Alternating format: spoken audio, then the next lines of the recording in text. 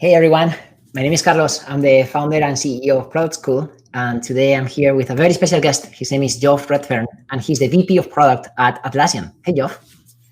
Hey Carlos, how are you? That was an amazing introduction for the product school. That was fun to watch. Product management is becoming cool. What can I say? Exactly. I have a lot of things to discuss with you today, but I would start from the beginning, which is how did you break into product management?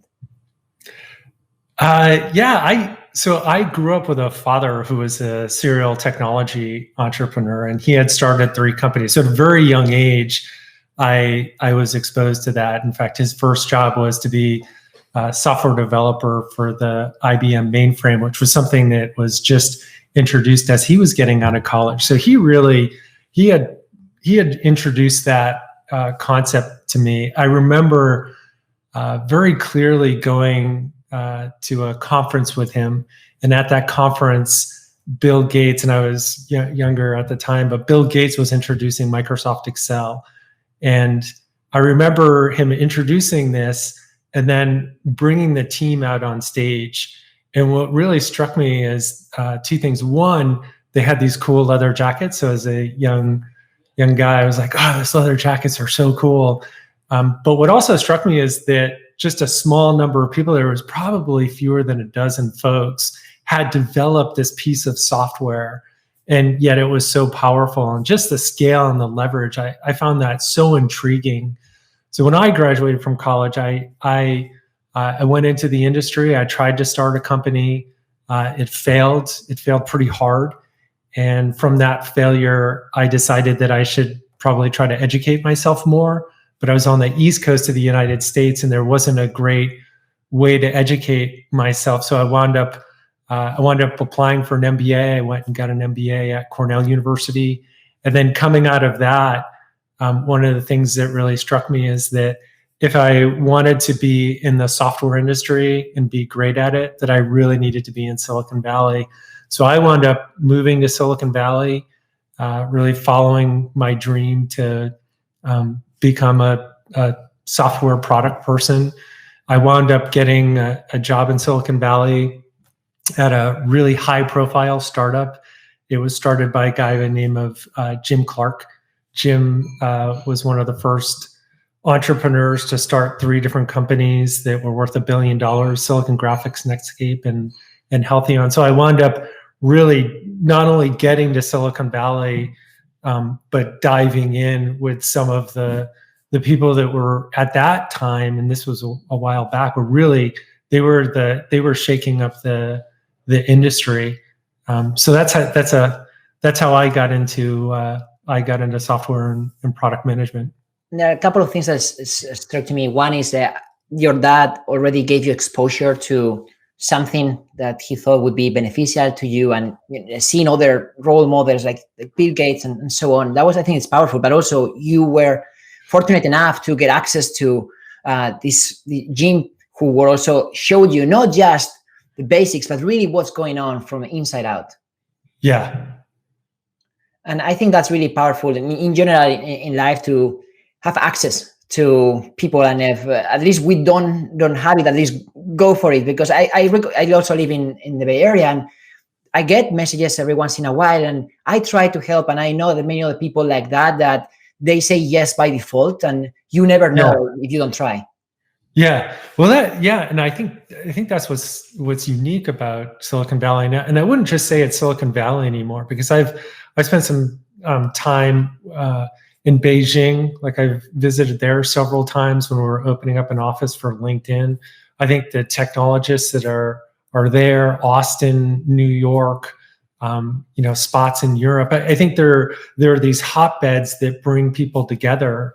And when you can get in this environment where people around you really share that passion, it makes such a difference. Because when I was growing up on the East Coast, the community in which I lived and the places in which I was working, they didn't share that same level of enthusiasm for it. So I love being where the people are that are talking about it and doing the most interesting and cutting edge work, because that's where you can learn. And the other thing I would say to your point is what's unique about Silicon Valley, and again, other places where this is happening, is there is a real culture of giving back.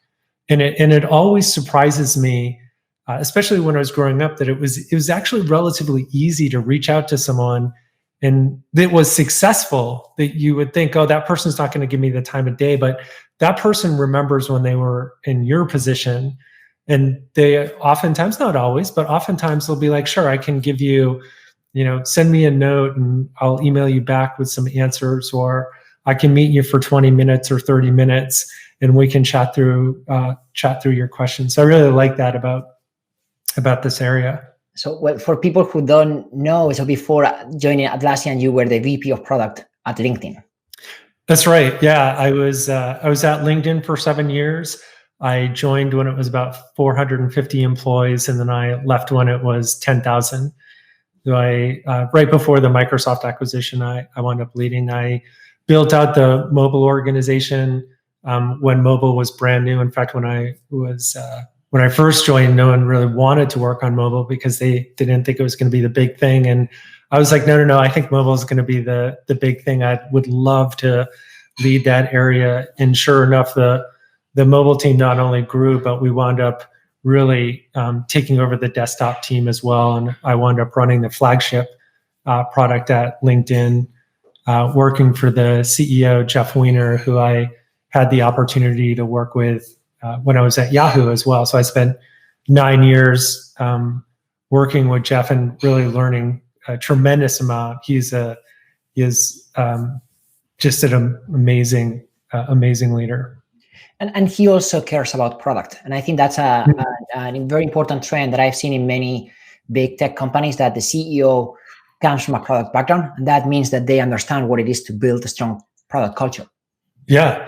And I've been super, super lucky. After I left LinkedIn, I left thinking that I wanted to start my own company again. So I've started companies, I helped sell a company, helped take a company public. And when I left LinkedIn, I was really thinking that I wanted to build another company. And I had an idea that I was tossing around with Reid Hoffman, who was the founder of LinkedIn.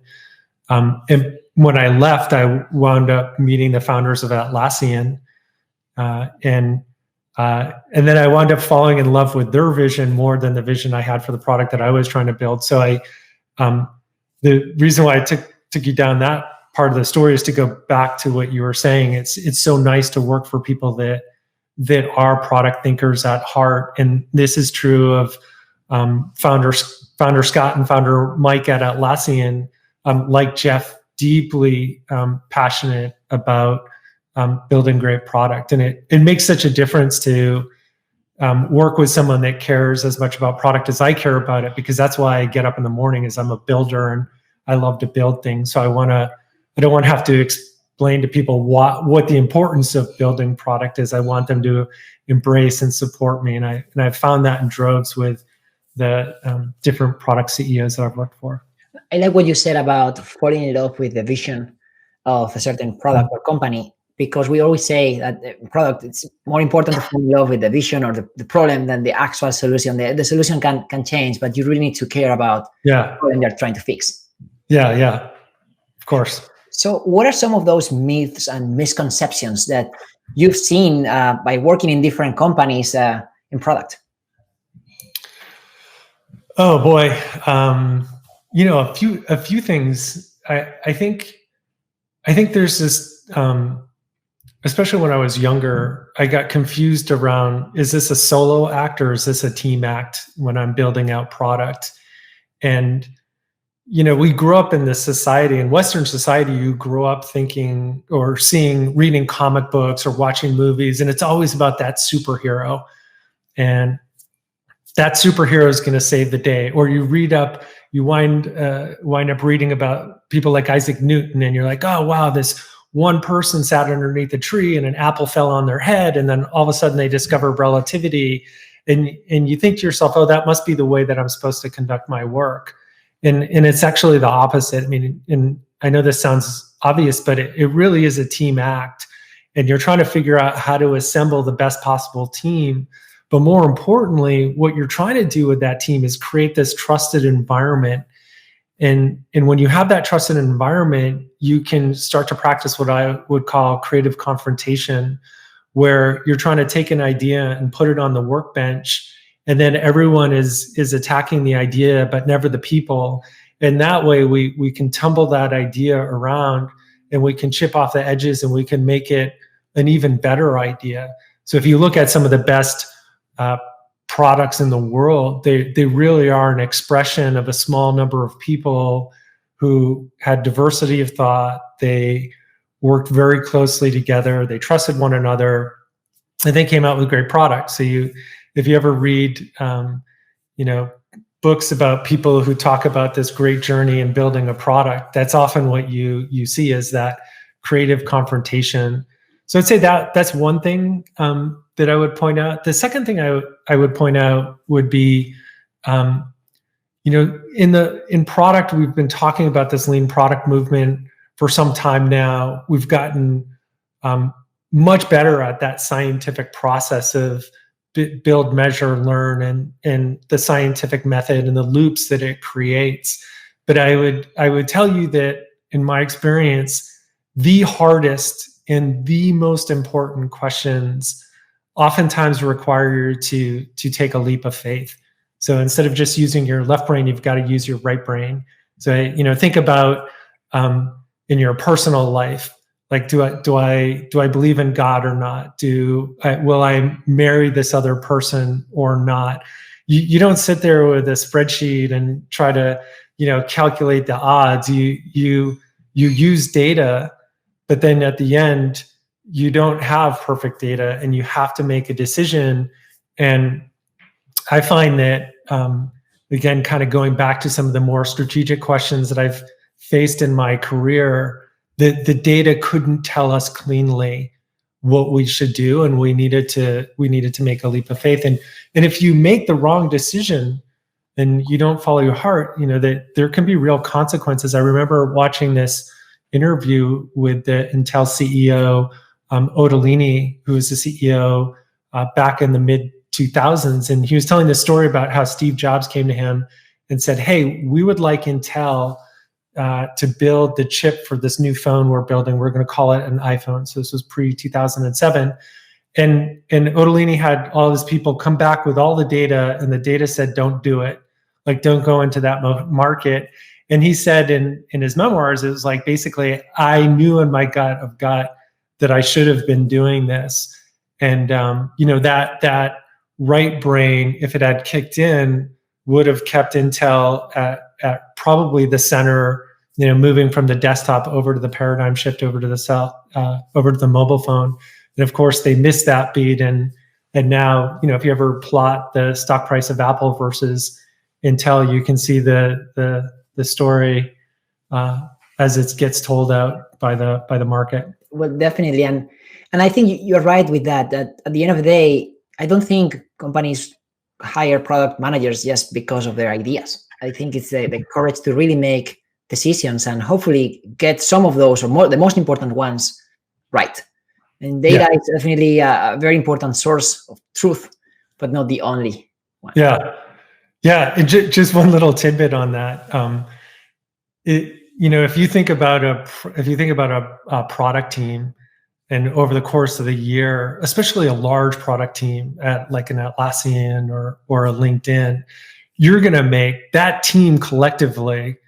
They'll make thousands of decisions.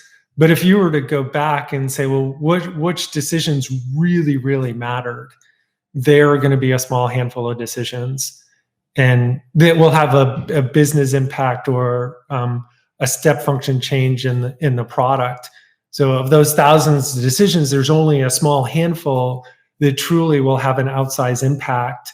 And I would guess that some portion of those small handful of decisions will have to be made without perfect data. You're gonna, again, have to come from your heart and say, hey, those were. How do you go about that? Because I think that's incredible. You are running a pretty large product org.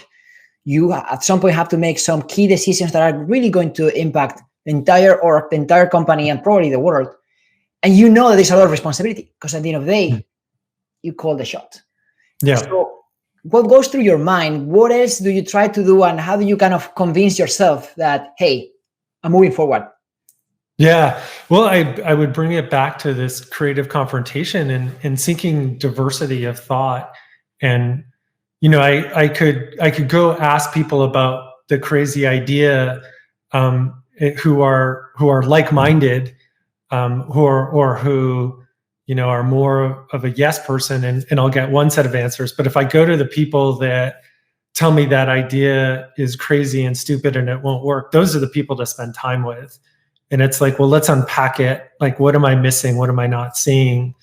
And then when you feel comfortable that you've heard the broad range of possible outcomes or reasons why you should or shouldn't do something, it's in that you run your balance. Another thing that's helpful is when a team has principles around how they're going to conduct their work. One of the teams that I work closely with is the Trello team. And Trello is an amazing product. It has a very, very high CSAT, customer satisfaction score, especially when you consider it to be a productivity app where CSAT scores tend to be much lower than they are on the consumer side. And they build very thoughtful product. And you go and you talk to that team and you're like, well, why is that? And part of it is the founders of Trello, Michael Pryor, if you look at Justin, these people that are really part of that founding team, they spent time when they were scaling to write down principles of what Trello stands for. And those are the product principles that help guide as they scaled up. So I would say another way to help you make those decisions when you have to make the leap of faith is if you have principles about what you stand for, sometimes that's easier to lean on. It's like, that's part of the vision or that's part of the mission, and therefore we're going to go in this direction. And how do you balance your schedule between building, obviously setting up those principles and the right culture, hiring? What is your day-to-day like? Good question. I would say at the highest level, I'm trying to balance two things: build a great business and build a great product. And build a great business, the success metrics there are, for us specifically, it's growth in revenue. So year-over-year growth rate in revenue of monthly recurring revenue, to be even more specific.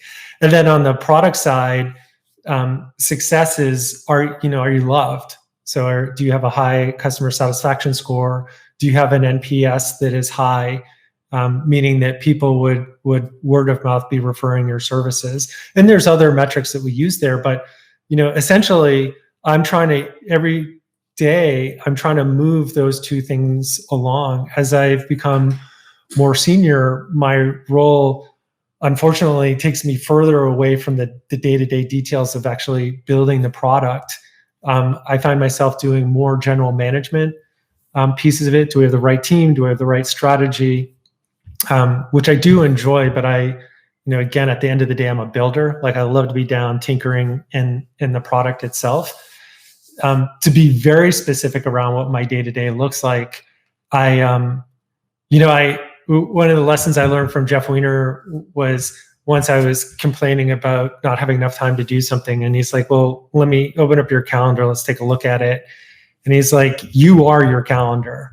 And we started to go through meetings, and he's like, why, cancel. And then he said, wait, where's the work time? You personally will need to be doing work too. So if you don't put it in there, you'll keep on doing what you're doing and working at night. So I've devised a little simple system that me and my EA use, and she color codes all of my time based upon 6 different things. So a meeting might be for the benefit of moving the business, benefit of moving the product, for acquiring and growing talent. There's work time, there's personal time, there's craft time. So I have these six things I'm trying to optimize for, and she color codes those.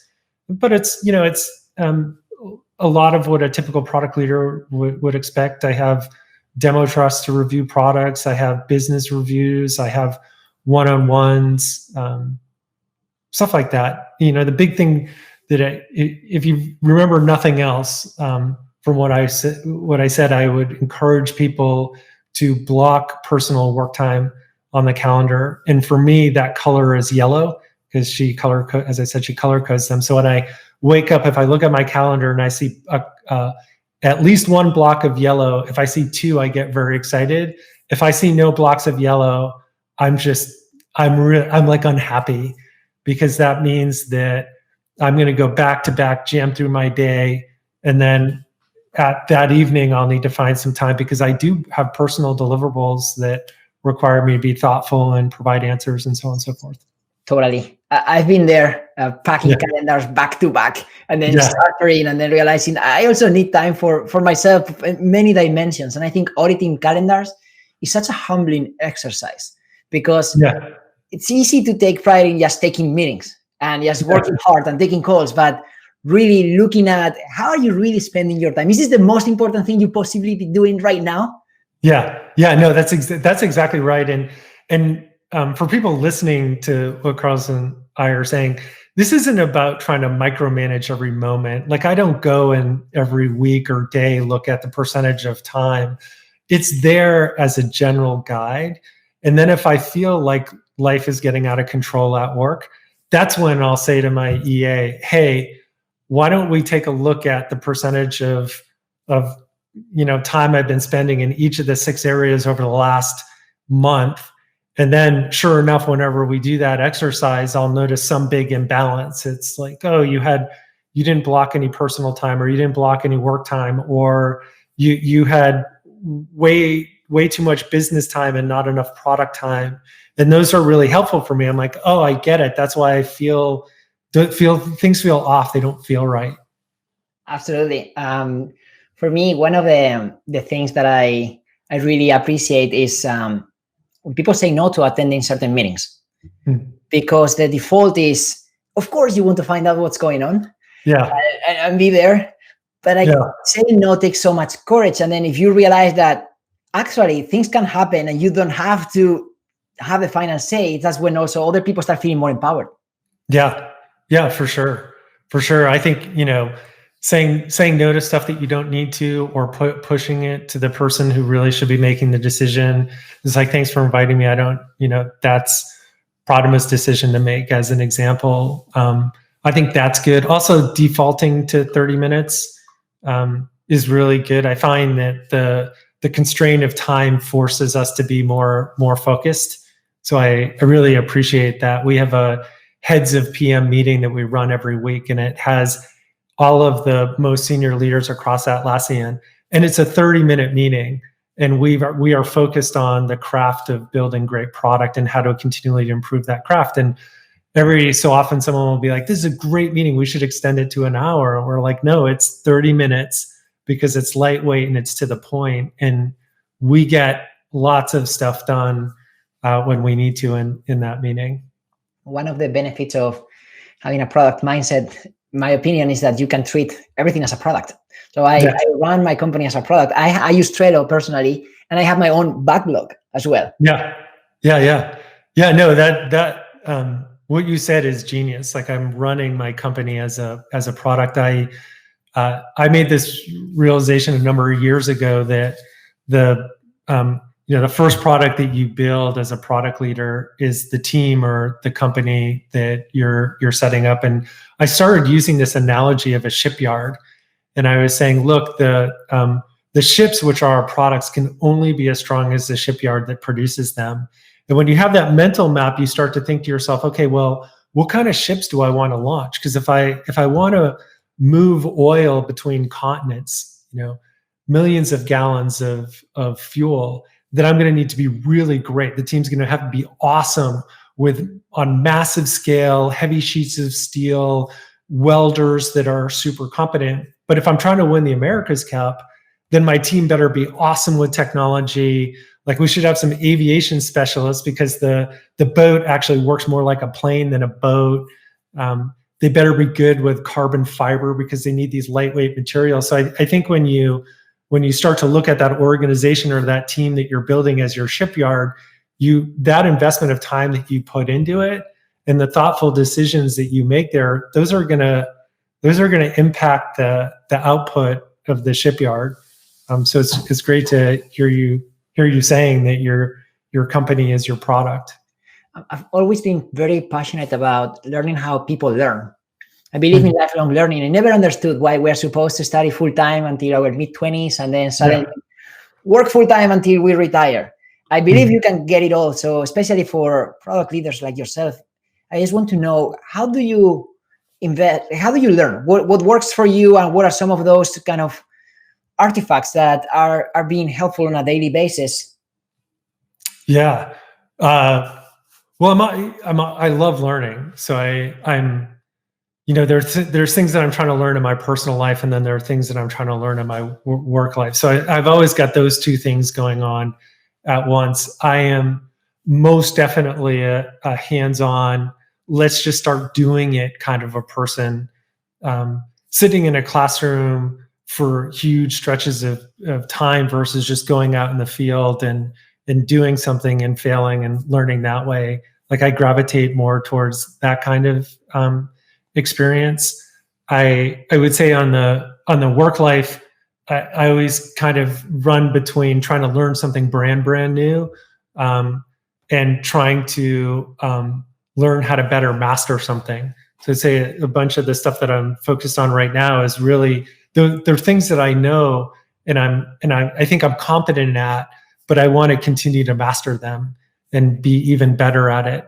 If you haven't ever watched this documentary, Jiro Dreams of Sushi, it's amazing. And it talks about this 85-year-old sushi chef, 3-star Michelin rated chef, has a 12-person restaurant in a subway in Tokyo. And it's all about, this guy's on top of his game. He's amazing sushi chef. And yet in the movie, he's like, I haven't learned all there is to learn. And I need to get better at this and that. And it's really a story of just mastery. So right now, one of the things that I'm continue to focus on is really strategic decision-making. Strategy to me is how you navigate a competitive landscape. And while I've really benefited from having amazing mentors in that space, I would say I learned a ton from Reid Hoffman, founder of LinkedIn, from Jeff Weiner, who was the first CEO, or not first CEO, but was the CEO that took them public. The founders of Atlassian are amazing strategists. So it's like, how do you continue to improve upon the great strategies that we have? And a lot of that is reading.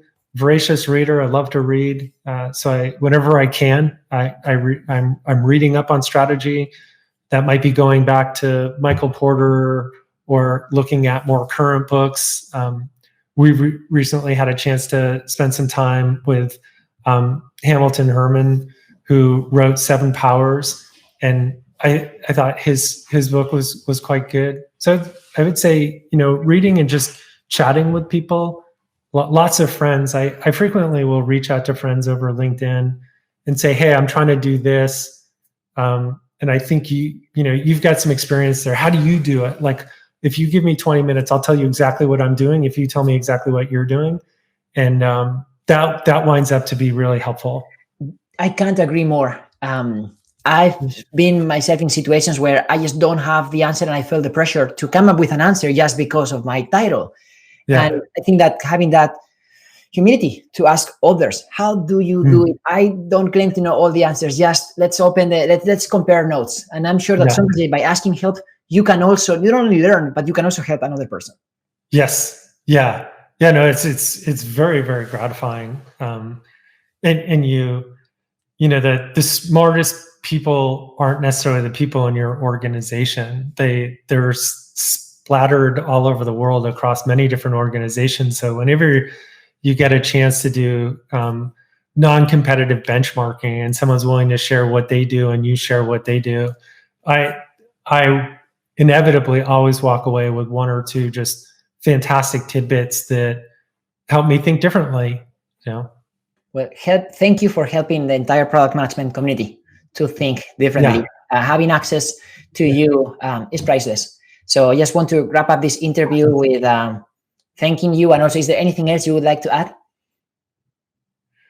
No, I'm a big fan of the work that you're doing. So keep on doing it. I am at this point in my life where I get more joy out of helping others than helping myself. So I thank you for inviting me. Keep up the awesome work, and look forward to seeing the next generation of product leaders emerging from product school. Yes, thank you so much. Take care. Bye bye. Cool. Okay, cheers. Bye.